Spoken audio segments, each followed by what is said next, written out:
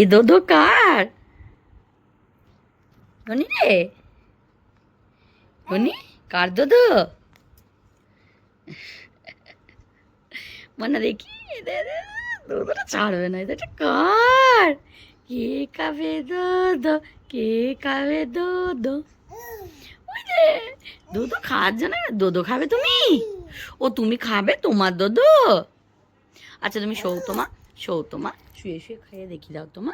এখানে show, show, এখানে show. আচ্ছা আমি আমি তো কোলে নিচ্ছি না এখন বাবা। এনো এখানে শো, সবাইকে শুয়ে শুয়ে দেখি দাও কেমন করে দোদো খেতে হয় মা। আমার সোনাটা দোদো খেতে পারে তো। দাঁড়াও আমি খুলে দিই এটা, দাঁড়াও, দাও আমাকে দাও।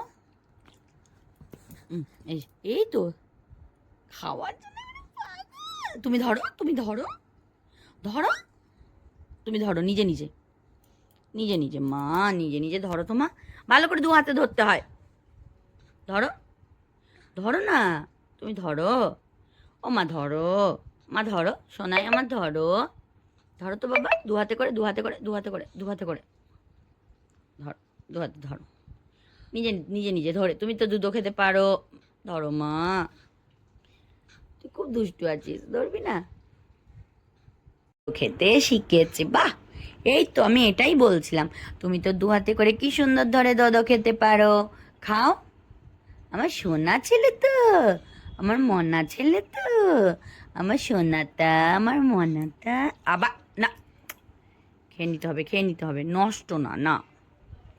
আমার সোনা ছেলে কই, আমার মনা ছেলে কই। এই দেখ মা ধরলে আর না, মানে মাকে ধরিয়ে দিয়ে খাওয়াতে হবে, এটা খুব বদমাইশ।